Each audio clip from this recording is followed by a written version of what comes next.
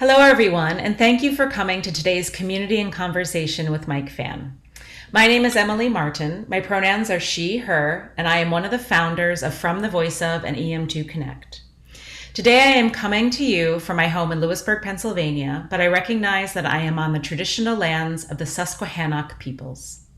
I have shoulder-length blonde hair and I'm wearing black glasses. I am sitting in a room facing a wall at a desk and have 3 windows on my right. And my name is Elizabeth McDonald. My pronouns are she, her, and I am the other founder of EM2 Connect and From the Voice of Community. Today I'm coming to you from my home in Prince Edward County, Ontario, but I recognize that I'm on the traditional lands of the Anishinaabeg, the Huron-Wendat, and the Haudenosaunee Iroquois. This territory is covered by the Williams and Upper Canada treaties. I have light brown curly hair today that is past my shoulders, and I'm sitting in a room with a large bookcase behind me and a piano on my right, and I'm wearing black framed glasses and a fishnet sweater. To learn more about us at EM2 Connect and what we do, please feel free to visit our website at em2connect.com. Oh, we are so excited to welcome Mike Fan to our first Community and Conversation this fall. Mike describes themselves as a multidisciplinary polyglot polymath, which I had to look up, so I'm super excited for them to talk about it. And we are so excited to hear more about their journey. Mike, instead of me trying to describe all the things that you do, please give us your who are you, where you are, and many exciting things that you are doing right now. Great. Well, it's so great to be in the space with the E-Squareds and with From the Voice community. Very exciting. I love how you love that task to me. I don't think it's any easier if I do it either. Reflecting back, I've walked many roads and worn many hats and continue to. So my name is Mike Fan. I use they, them, their pronouns. And my Chinese name is Fan Zuming. And so we reverse it. We put the last name first. And yes, primarily now I'm working and training as an operatic lyric tenor. I began as a baritone about 7-8 years ago. I had my first, I'm going to age myself, but I started singing about 21 lessons. And then prior to that, I grew up as a pianist since I was age 6. Then I went off and did a pre-med degree and thought I'd become a doctor. And in the meantime, I've done some acting and some film. I have an opera company called Opera Queens, which I will reveal on my green screen behind me. And our mission is... Well placed. Yes, and I got my merch as well. I have to bring some product placement. And so through Which that, we will tell everybody where to get that at the end. So, yes. And I began through my opera and drag work as my drag persona Tanya Zmania, also on green screen. And I'm an educator, and I'm really passionate about social justice.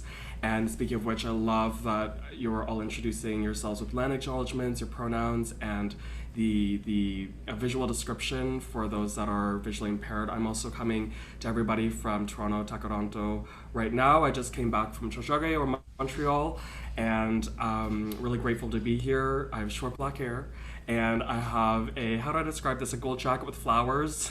And my black shirt with the rainbow on it because I'm queer. And I have my green screen with my drag persona, holding my opera queen side with 2 of my beautiful colleagues, Thai countertenor Rain Sadan Snavani, it's mirror image, and Dr. J. Mashan Knight.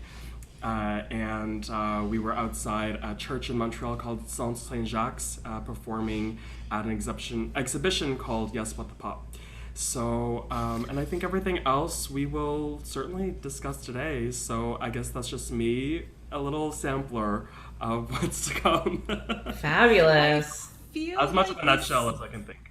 Yeah, I was going to say that the nutshell is very large when it comes to my fan. That's what I am gathering. Like more like an egg.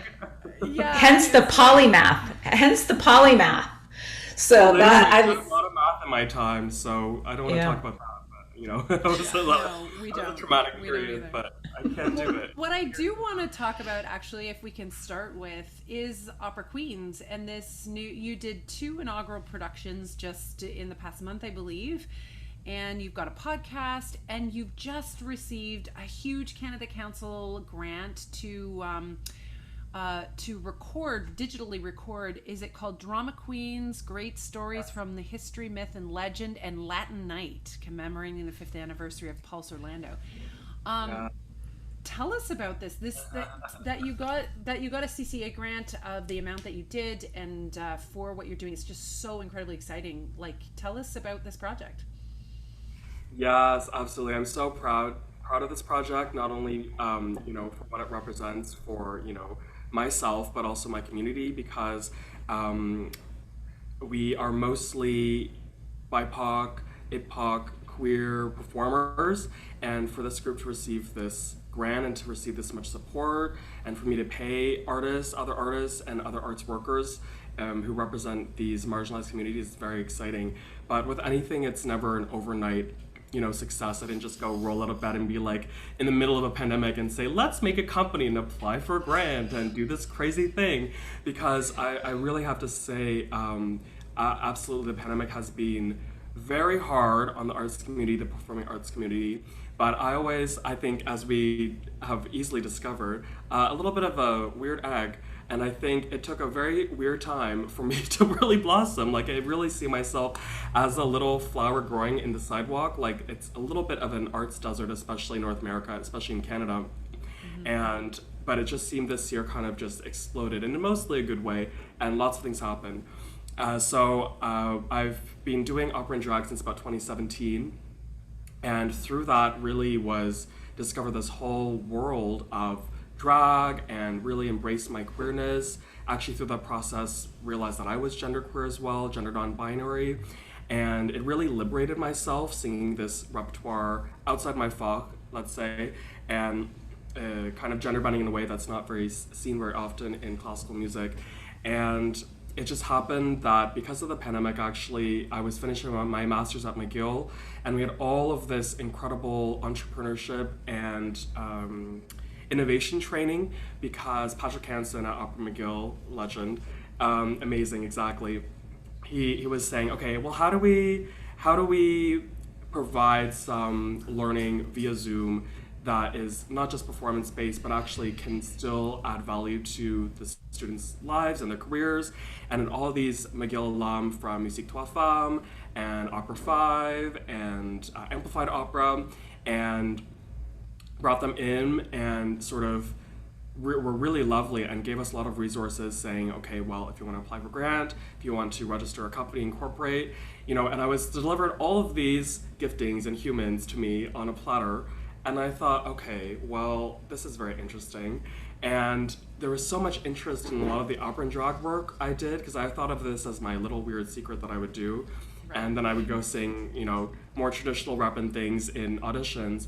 And then lo and behold, there was all this kind of enthusiasm, and everything was in the right place in the right time.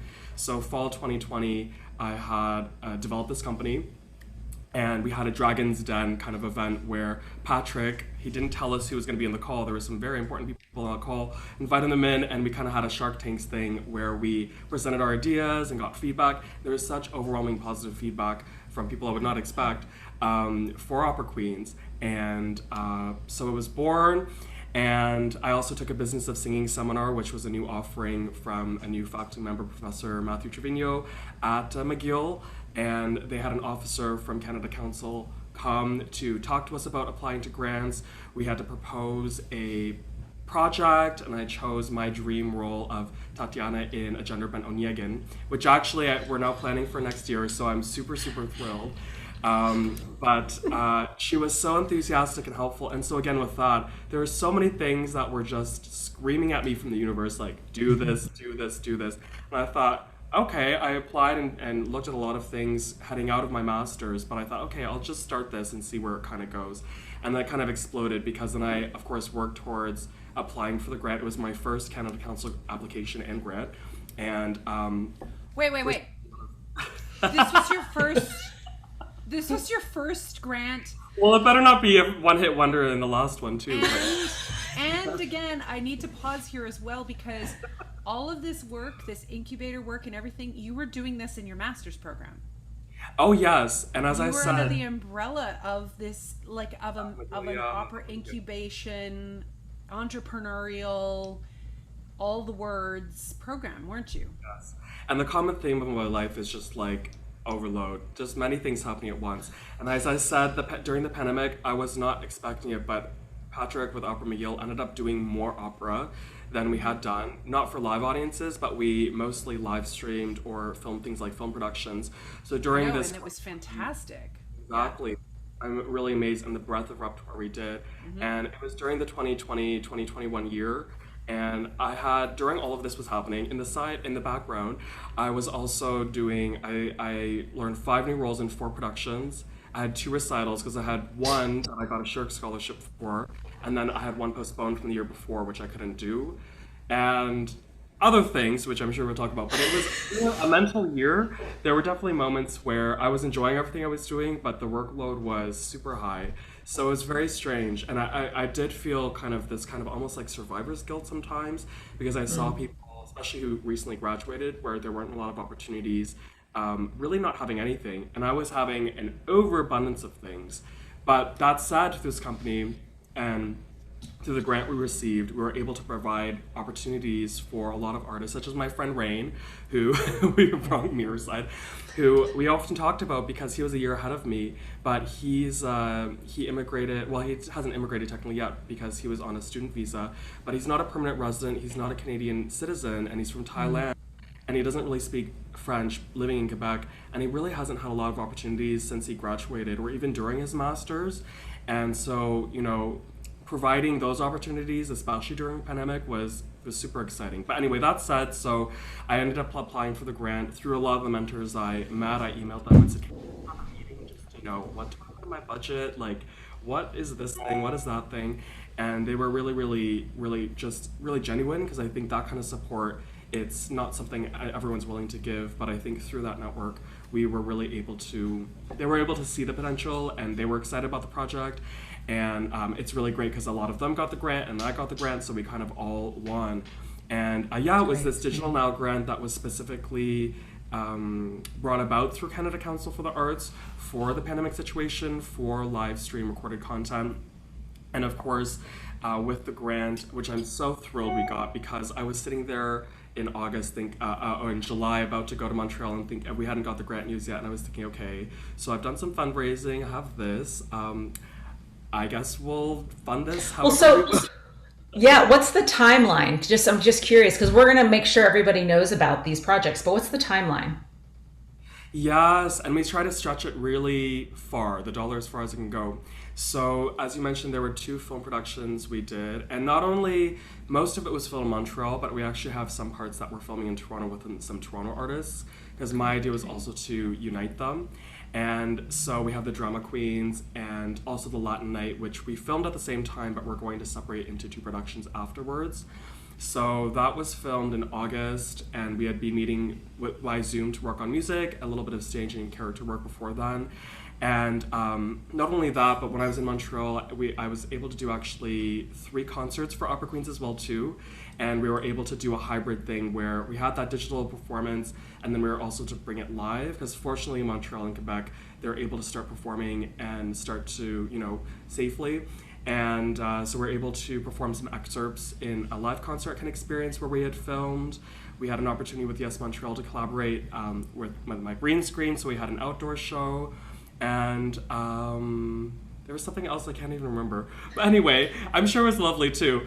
It was kind of a blur. And then, as you mentioned as well, it's on your Instagram. Somewhere, yeah, that's what happens. Yeah. Busy, right? And then, as you mentioned, there's the podcast, which now will begin in October, so next month. And then I'm planning to feature each of the artists that we had featured performing each month until next June, exactly. So That's a great way, of connecting things. Yeah, and we were going to move on to something else, but I have a question. So Latin Night, especially as an American, right, the Pulse nightclub massacre, murders that happened, is so, it was just devastating. And so is this the first opera that is about this particular event? I'm just curious. I think it's amazing that you're commemorating it. Yes, And that I can't say because I haven't looked through all the canon, but to my knowledge as well, I don't think there's been Yeah. something written about it. And this is the thing I was really passionate about, is not just gender bending the standard canon, but producing new work, especially by queer composers. And Stephen Sept, who wrote this piece, doesn't identify as IPOC, but is queer. And that's the thing, is our stories aren't told in traditional media as much, but in classical music, like, it's still very rare. And I was really thrilled because I have been performing excerpts from Carmen for as soon as I had started doing drag, and so we were already planning to do that. And then one of our queens, I guess, is Latinx, and he actually knew this work that was already composed a few years ago about the Pulse tragedy and suggested it. And I listened to it, and it was incredible, and I thought, yes.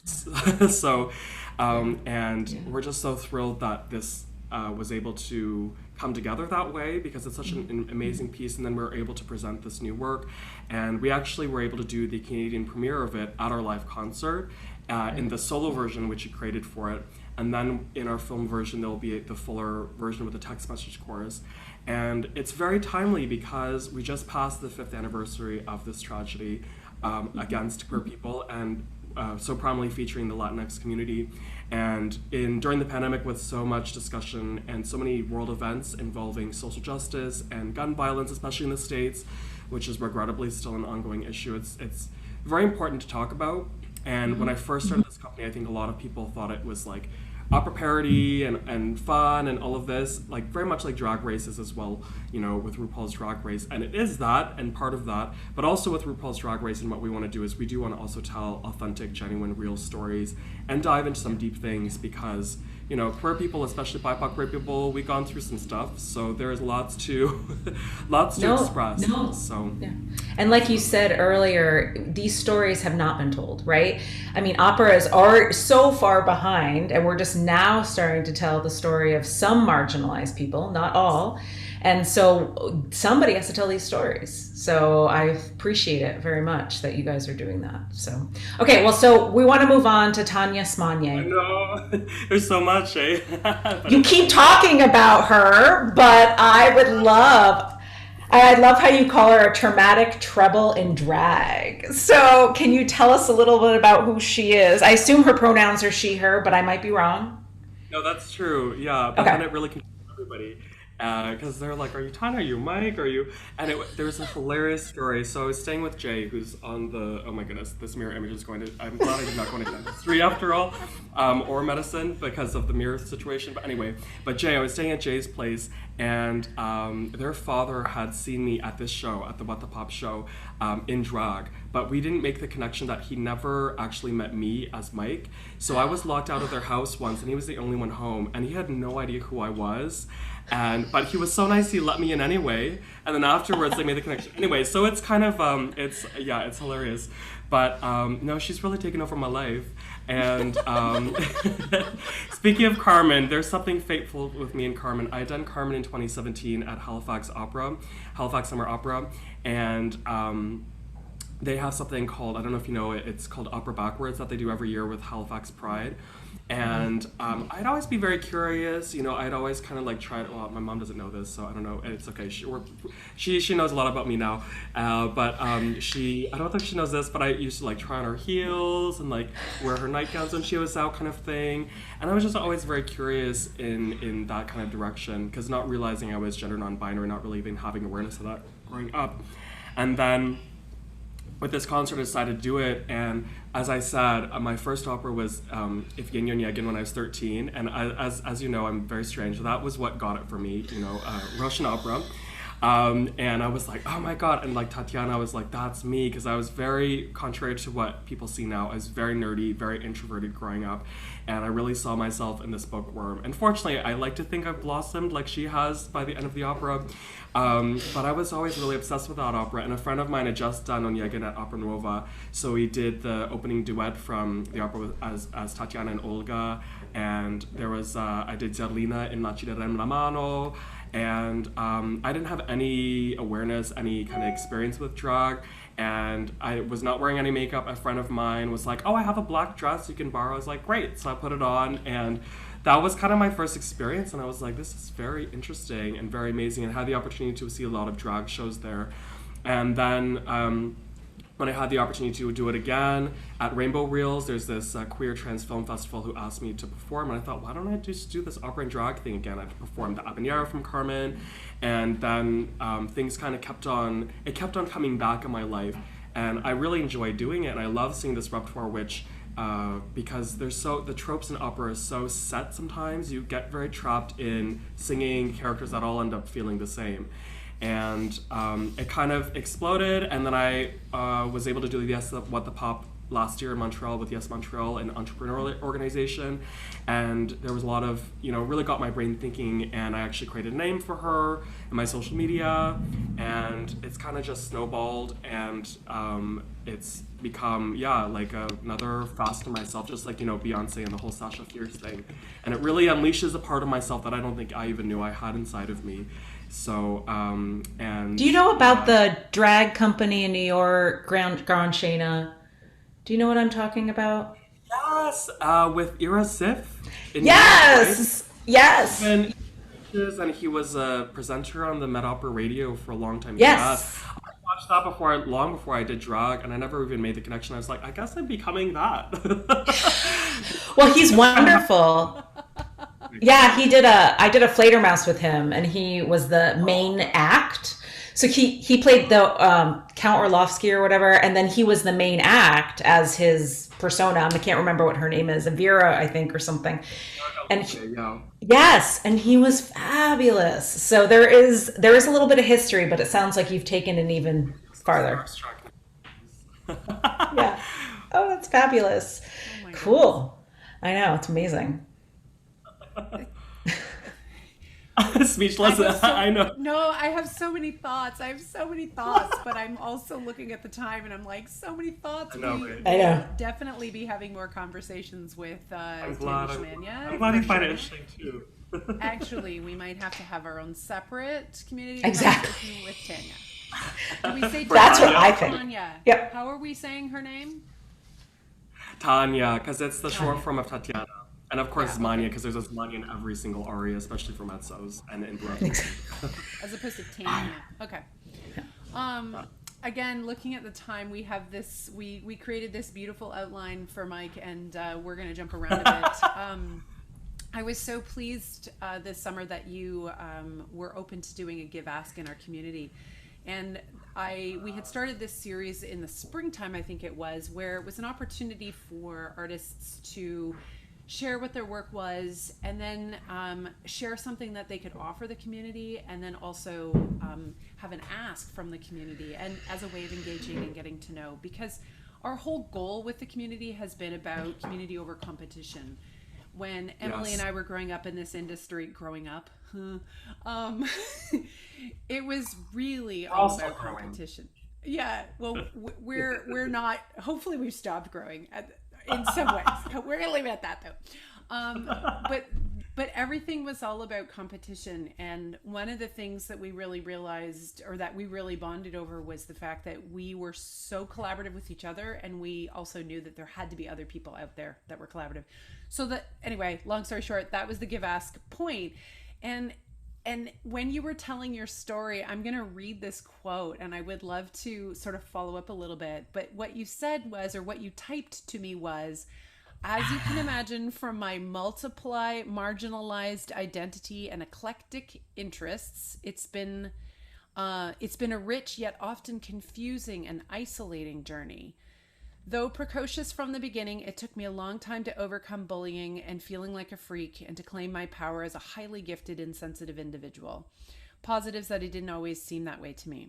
There were many moments I felt that I didn't fit in, and that there was no place for me, and that the world didn't make sense. In the end, I'm grateful that I chose to keep persevering and create the life and artistic avenues that I've envisioned for myself.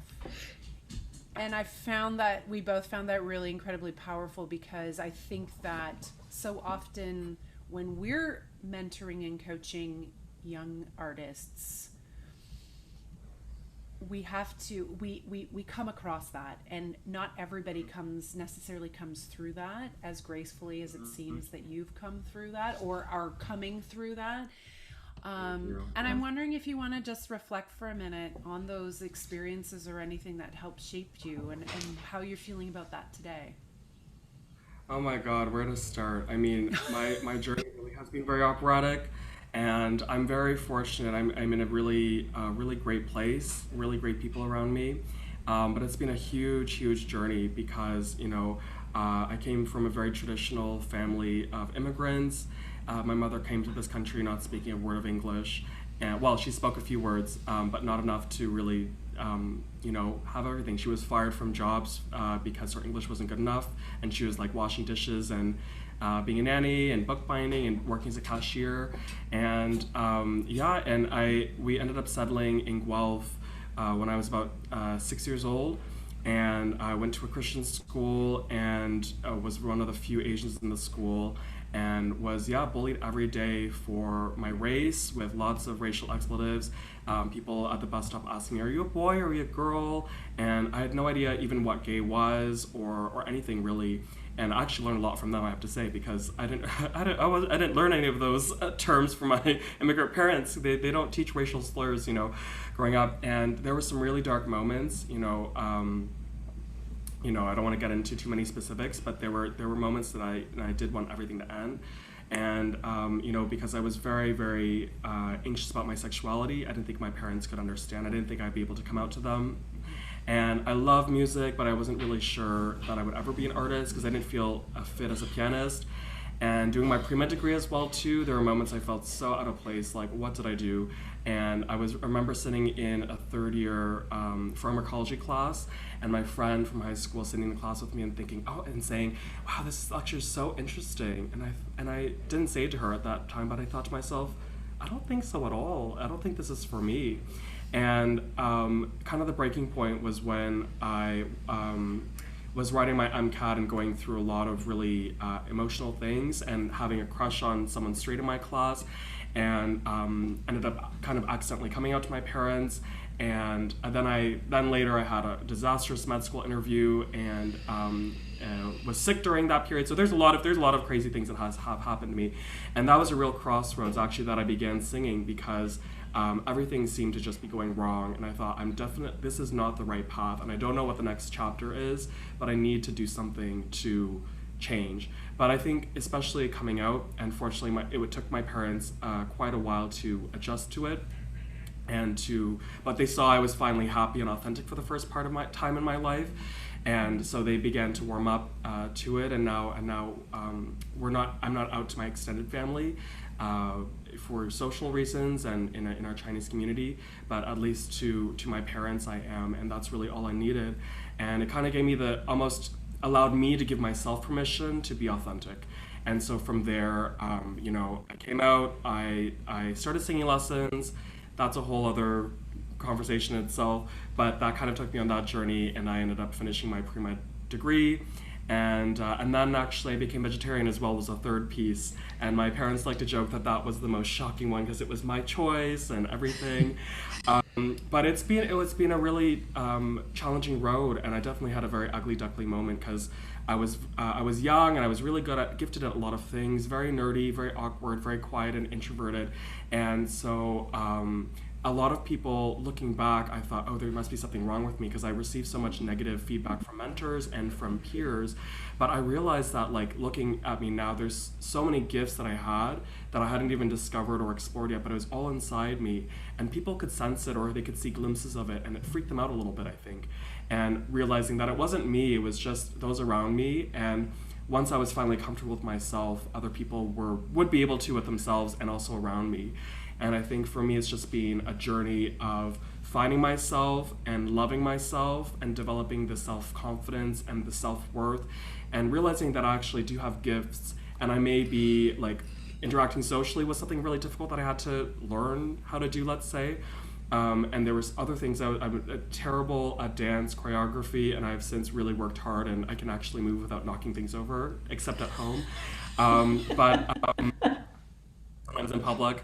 But once I really was happy with myself and was really able to see myself in the way that I should have been seeing all along, I realized, wow, I'm a great person. I'm a really gifted person. And that's allowed me now to really shine my light brightly because I believe in myself. But for so long I didn't. But I'm really grateful because my parents were ones really from the beginning. I had some really good mentors, some piano teachers and some teachers at school that saw that potential early on and said, even if people don't see it or understand it, keep going. And I had that message from key people that I really held on to in those really dark times. And done a lot of personal work, counseling, and kind of my spiritual training, my personal development training. And that's been my real lifeline. So even if the pandemic's been really crazy, a lot of those dark periods I experienced, I was like, I've been through worse maybe, or through things that in my life have been very difficult as well too. And I had developed kind of a personal foundation that was strong enough that even in this kind of situation was able to continue sustaining me. So that's what I would say, and I would say to anyone feeling that way, feeling ostracized or different in any kind of way or discriminated against, it kind of sounds cheesy, but don't listen to haters. Listen to what resonates with you, what feels authentic with you, the people that are supporting you, the people that are really rooting for you, because those people are the only voices that matter. And oftentimes I've found the other people, once they finally wake up, some of them have actually turned around and say, I didn't see that in you, or I didn't understand that in you, but I've just continued to live in my truth and work in projects and with people that have resonated with me, and that's been able to really break down those barriers. And I would say keep going, and it does get better. And there is light at the tunnel. It's just sometimes you don't even begin to see it yet. But sometimes you just have to be patient and do the work, and in all the ways, on yourself, vocally, personally, in any way, keep going and keep on putting the work, because it's worth it. Because if you look at my journey, what I always think of what I would have missed on if I had left the earth earlier, if I had gone down pre-med, if I had done anything, I would have missed out on all of these people and experiences that I would have had. So particularly people who are really feeling down in the pandemic and losing opportunities, especially in our performing arts communities, there's so much still happening and continuing to happen, and there's so much that you can create to make happen. So don't lose sight of that hope, because sometimes it's just a night's sleep, another week, another month, things can really change in a really big way. So Thank kind of a you. big moment, but No, we were talking a little bit before we came on about how you never know when somebody needs to hear something, and so I think the way you spoke about it so eloquently, but also just to speak about it, is so important. And also from somebody, I have two children, a 4-year-old and a 10-year-old, and to hear, I think they're well adjusted at the moment, but, to hear about the fact that your parents were so supportive and they really understood that you were special, which I think all parents hope they do, and they hope they show their children that. But, it's just good to hear that as a mom, that those are the important moments, right? All right. There are so many things I want to talk about, so I think we need to have you on again. But because we have to wrap this up, we're going to end with a Proust speed round. So these are some fun questions. All right. What do you consider your greatest achievement? yes, well, Speed. yes, I'm bad at speed. Well, I would say, especially given what I was just talking about, I would say finding happiness, because it didn't seem like something that was possible for me. But I would say that because it's been a real journey to get there, and it still is. Great. You have to wake up every day. Amazing. Because our next question is, what is your idea of perfect happiness? Well, speaking of which, love. I have a wonderful partner, a wonderful kitty, wonderful family, and wonderful friends. I enjoy what I do, waking up every morning. I don't think I need much else. I live right by the Toronto Harbourfront. We moved here in July, and it's gorgeous. So a little bit of nature, a little bit of beauty in your life. Visually, when you wake up, you feel excited to be there, excited to do what you're doing, and excited about the people in your life. So that's all it takes, I think, for me at least. What do you value in your friends? You most value in your friends? Speaking of which, I love it. They're tied together so well. I really value loyalty and truth. People, especially during the pandemic, it's been rough, but there's still been people that, even if they've been going through things, that we still keep the communication alive, and we're still honest with each other, how we're feeling about each other and the world, and that we stick through it, because, things may be rough and people may be going changes, but if we're there for each other, then it's a friendship that's built to last. This shifts gears a bit, but what is your favorite occupation?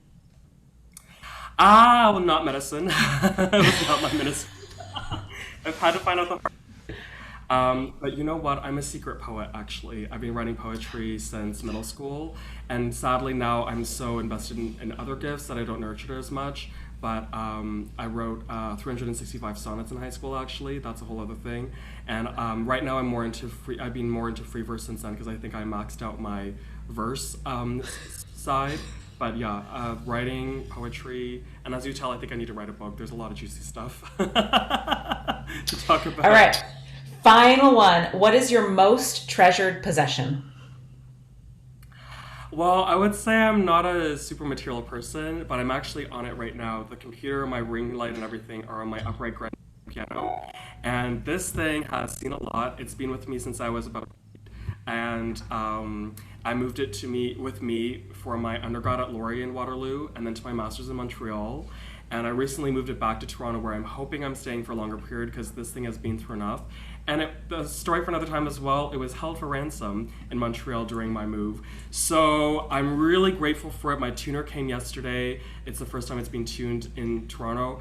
And so I really have to say this is very precious to me now, considering everything it's been through.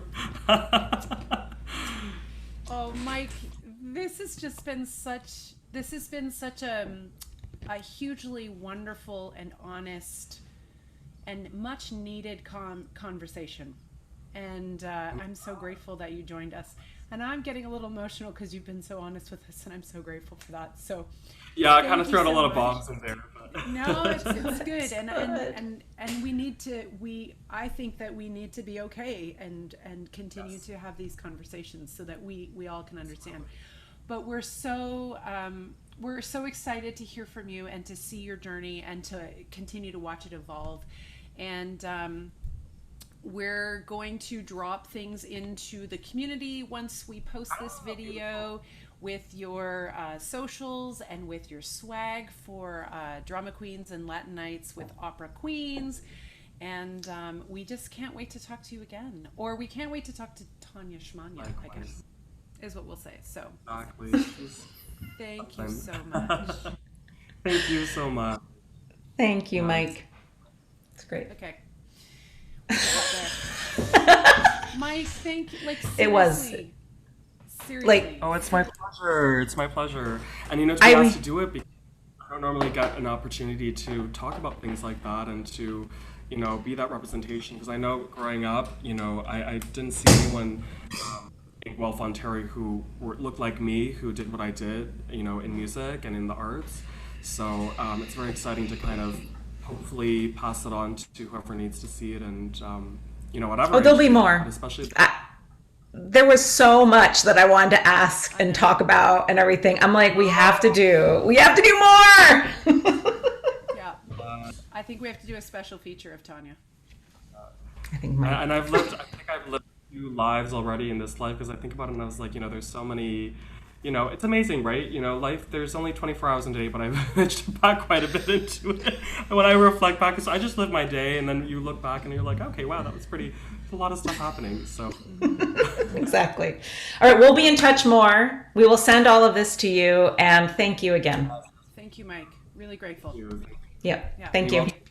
Well, Bye. Have a great day.